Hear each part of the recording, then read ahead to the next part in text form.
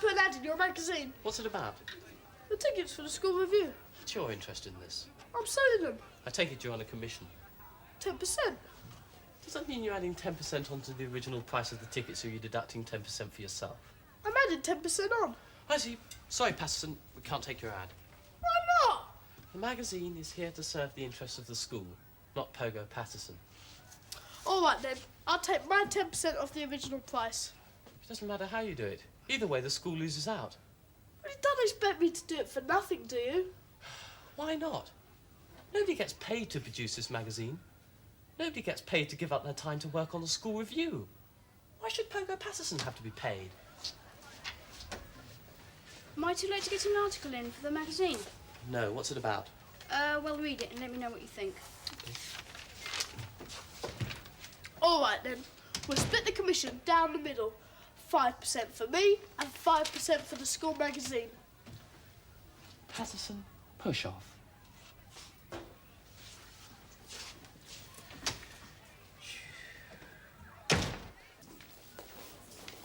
What's that? You wait for me? Well, hurry up, but I don't be late for registration. Oh, is that you? Digital. Hey, has it got an alarm? Oh, Bill. Brill. Let's have a look, Cartwright.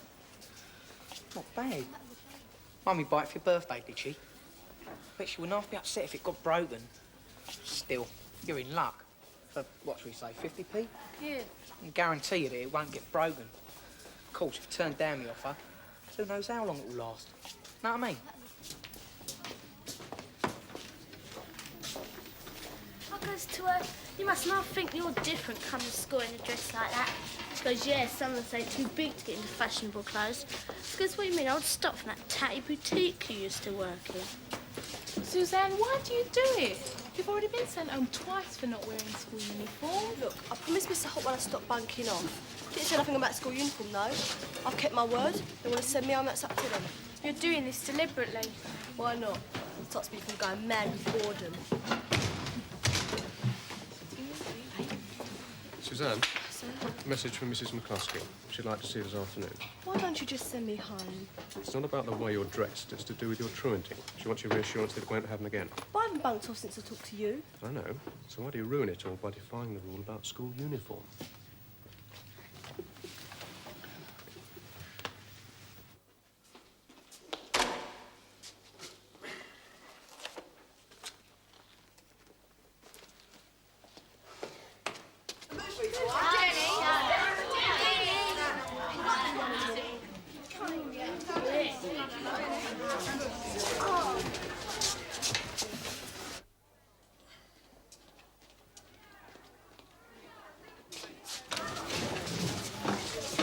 Shit, don't sit there, mate.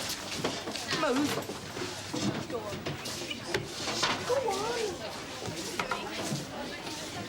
You decided to accept me off yet? Only the longer it takes, the more it'll go up. It's already gone up to 75p. You've only got the end of the day to decide. Morning, H3.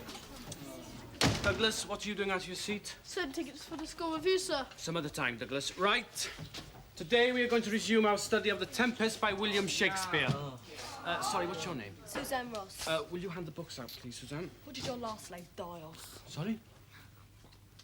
Right. Now, I'm afraid that in these times of economic stringency, there aren't enough books to go round. I'll do it out, sir. Yeah, me and all. I don't mind going out either, sir. So you'll have to share. 2 to a book. Now then, Dwayne. Oh, sir, not me again. Yes, will you continue to read the part of Prospero, and Precious, will you take the part of Ariel again? What do you think? I think it's a brave effort. There's not a hope that Mrs. McCluskey will let it go through. Not the sort of thing that goes down well with the school governors, eh? That's about right. Still, we can try. Although I can't help feeling that Matthew Cartwright might end up wishing that he'd never written this. Cracks of sulphurious, roaring the most mighty Neptune, seem to besiege and make his bold waves tremble. Yea, his dread trident shake. My brave spirit, who was so firm, so constant, that this coil would not infect his reason. Can we have the part read with a bit more conviction, Dwayne? That line should be bouncy and light. It's not for you, innit, sir? I don't even know what it means. This is Shakespeare explaining the nature of the character Ariel, telling us what Ariel is. Don't you know that? Even I know what Ariel is. Do you, Stepson? Yeah, It's biological washing powder. I fail to see the connection. It's hardly surprising. Daddy's ever been near a laundrette in his life. Ariel in The Tempest is more a symbol than a person. She represents a free spirit. If she's not a person, how can she be a she, sir? That's a very good question and raises the point of sexist undertones in my interpretation of the character. Sir, why do we do Shakespeare? I mean, what's it got to do with anything? Yeah, I wouldn't mind if it was in proper English. Great art transcends time. We can still draw parallels from this work which serve as a relevant social commentary on our own world. For example, we have Ariel, as capricious as the wind, completely responsive to the whims of impulse and fancy. And yet Prospero, the magician, frees her from the spell of the witch Sycorax, only to subject her to his own commands. Now then, what does this tell us about Prospero? That he's a right old strop. A what? A strop. It means he gets the knock when people won't do what he tells them to. Yeah, I bet he even tells what clothes she can wear and what she can't. I don't think that clothes come into it. You mean she was tearing about all over the place with nothing on? I mean that Ariel is a spirit, not a fashion model. Sir, are you a hippie? That is a somewhat dated concept, but in as far as the hippie philosophy used to embrace a Only I certain... told me old man that you're all airy and scruffy. And he says you sound like a hippie. Yes, well, to get back to consideration of the text, what do we understand about the plot from this passage? He was a mod. I beg your pardon? Me old man, he was a mod. Bit old for that sort of thing, weren't he? Shut your face, Orpington. I meant an original. Can we refer this discussion on the merits of sartorial elegance to some other time? Translate. I think he wants you to stop talking about clothes. Precisely. How can you tell what he's going on about? Well, I don't understand the words, but I sort of know what he means. Good job someone does. Yeah, it's not enough we can't wear our own clothes. Now we can't even talk about them. Yeah, school uniform. Wouldn't mind if you come to school dressed like him. Can understand McCluskey going up the wall then, couldn't you? I am still here, you know, when you all finished talking about me. And one last word on the subject before we drop it. Getting into the top 10 list of best-dressed men is not one of my life's ambitions. No. Really, sir? The way I look is of purely secondary importance to me. The way I stock my mind is of far greater consideration than what I hang on my body. He means, do you know? He means he don't mind looking like a tramp.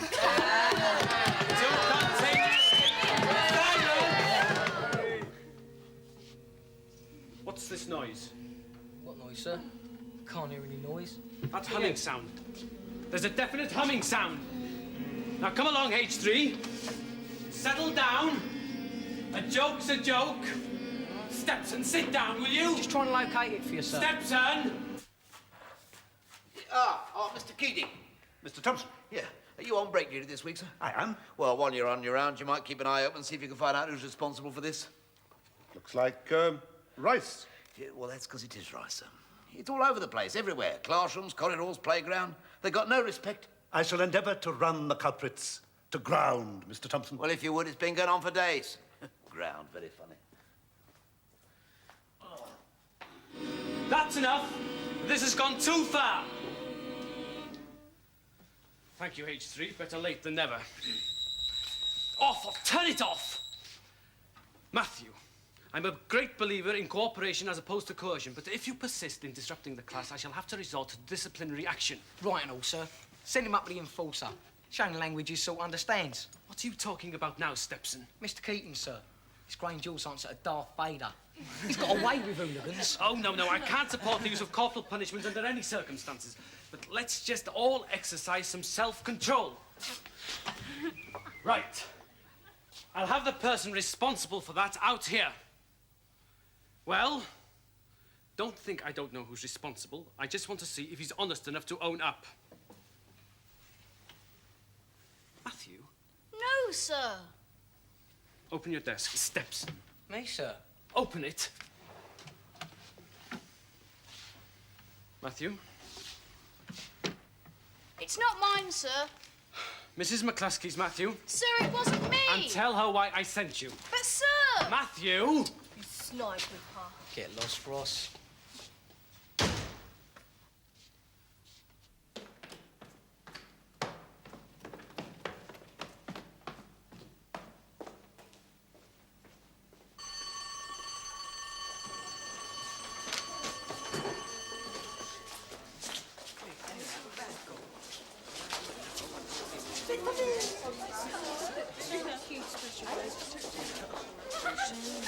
Don't forget rehearsals for the review after school tomorrow.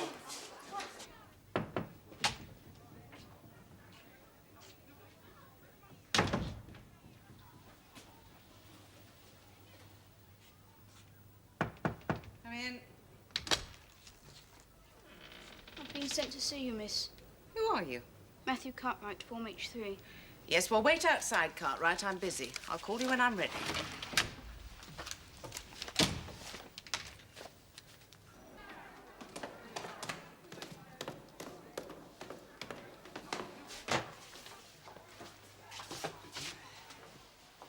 You got the wrong bloke, sir. Matthew didn't do it. Who did then? Well, I can't say that, can I? A far from convincing plea, Christopher. And I must say that when I confronted the class, the reaction of one or two of them strongly indicated Matthew's guilt. What? The I know's done it. I just want to see if he's honest enough to own up routine. What do you mean, routine? Ah, well, it is a routine, isn't it, sir? I mean, you say that, and then we're supposed to look at the person who's done it, right? Yeah, it may work on first years, but we sussed that one out years ago. No, I got you both there. Several of the class did, in fact, turn round and look at Matthew. Yes, sir. Are you implying that Stepson and his friends are, in fact, the real culprits, and that they deliberately implicated an innocent party? He wants to know if Gripper set Matthew up. Good Lord, I've been conned. He's unbelievable, isn't he? Have you got to see Mrs. McCluskey too? No, I'm waiting for the school bus. What are you here for? School uniform? No, bunking off. But I dare say she'll have a few words to say about the way I'm dressed. He's a dimbo, isn't he, that Scruffy? Why didn't you tell him it was Gripper? Well, I'd rather face Mrs. McCluskey than Gripper. He picks on you quite a bit, don't he? Yes. You want to stand up to him? I mean it.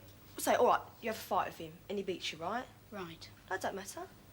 Glad you think so. Look, Bully's like an easy target. If he knows you can never go back at him, he'll leave you alone. Even if he does, it'll only mean that he'll start on someone else. That's their lookout, isn't it? I mean, it won't stop Gripper, will it? All that happens is he finds himself a different victim. Yeah, all right, forget it. But I still can't see you can fight everyone else's battles when you can't even fight your own. I've already started. Eh? Don't tell anyone, will you? What? I've written an article about bullying for the school magazine. Wait till Gripper reads that. Well, we don't know yet if Mrs. McCluskey will let it go into the magazine. And I haven't actually named Gripper. Yeah, I know. He'll probably kill me, won't he? Ah, Matthew, good. I'm in time. Look, the erroneous nature of my judgment has been subtly, but nonetheless firmly pointed out to me.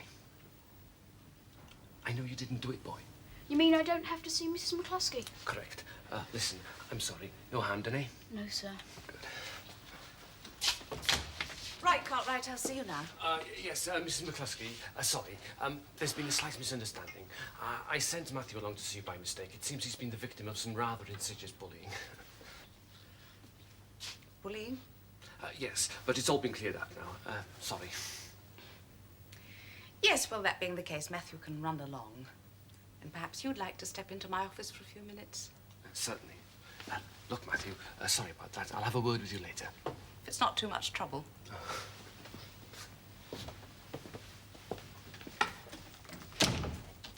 Well, would you like to explain yourself? Sorry? School uniform, Mr. McDuffy. I don't quite follow you. As you're aware, this school has recently reverted to wearing school uniform. I still don't quite see how that affects me. Standards! The wearing of school uniform imposes a certain standard. And uniformity. Quite. And at a time when we are placing such importance on the general standards of dress, you choose to further undermine your own rather shabby appearance by coming to school in jeans. Oh, my uniform. Your uniform is not our uniform, Mr. McDuffy. Do you understand my meaning? Wear our own clothes. I ain't got nothing to do with you. Is Suzanne coming in today? Whoops, sorry, didn't recognise you. What's up with you? We've just got so used to looking like Lady Muck. You trying to be funny? You thought you were someone in that dress yesterday, didn't you? Now you got to wear school uniform like the rest of us. You don't look so big. Well, I can never look as big as you, whatever I wore. Yeah. Yeah. Come on, that'll do. What's this all about? Ask her, sir. All I did was say a nice looked in a school uniform. Liar! Saved by the bell, all of you to your classes. Suzanne, isn't it? Yeah. Who's the pretty boy then? Yeah, really nice. I know what you're going through. Yeah, I thought you looked nice. I mean, I'm still thinking of the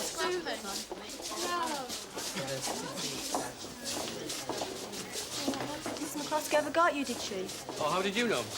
I saw the look on her face when she cut those jeans you were wearing yesterday. Oh, yes. Well, I was more or less ordered to smarten up. Not much fun having to wear a uniform, is it? No, it isn't. But she should be telling you what to wear, though, not a teacher. Well, she shouldn't have had to tell me, really.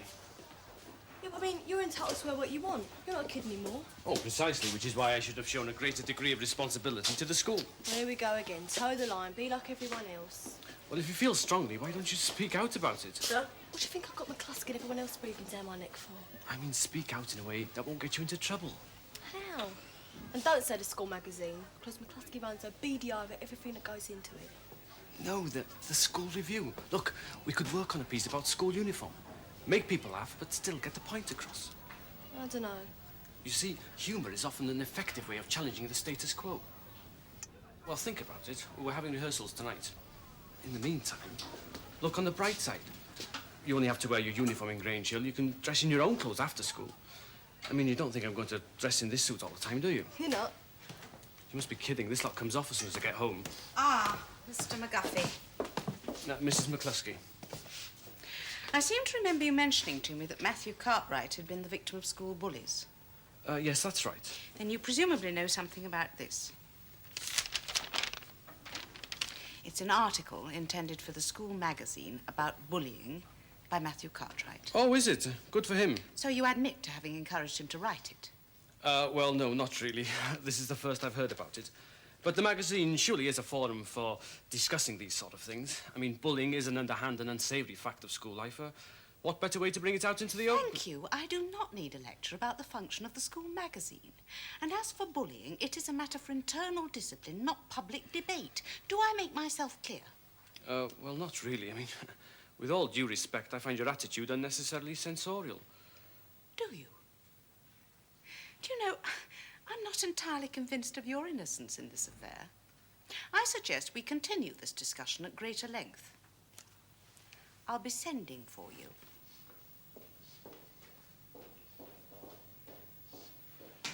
He spends more time in our office than you do. I know.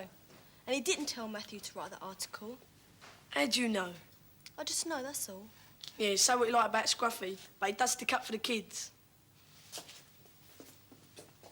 Come on, you're all in the review. Surely Matthew's subject. Look, you're in the review. You must. You ain't got the right technique, fat man. Now, if I was selling those tickets, I'd sell like hotcakes. Of course, we'll have to have a look at rehearsals first, see if they're worth selling. Ain't you given Scruffy enough aggravation already? No one's asking you, creep. You did it on purpose, Ross. Stepson, what are you doing here, boy? Rehearsals for the school review, isn't it, sir? Really?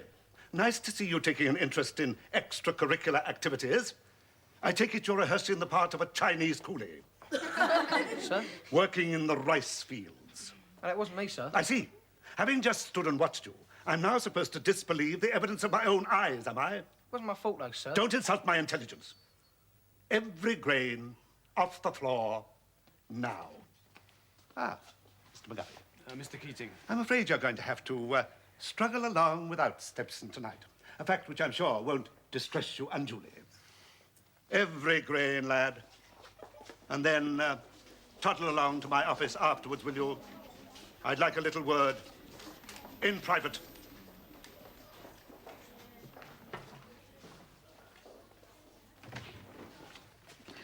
Ah, Suzanne. Yeah, I thought I'd give it a try. A more than welcome addition to our company. Although I must say, I'm not sorry that Stepson has been diverted from his purpose. Between us, I think that his motive for being here tonight was fundamentally counterproductive. Hey? I think that he thinks that Grip was going to ruin the rehearsal. Get away. You don't think so?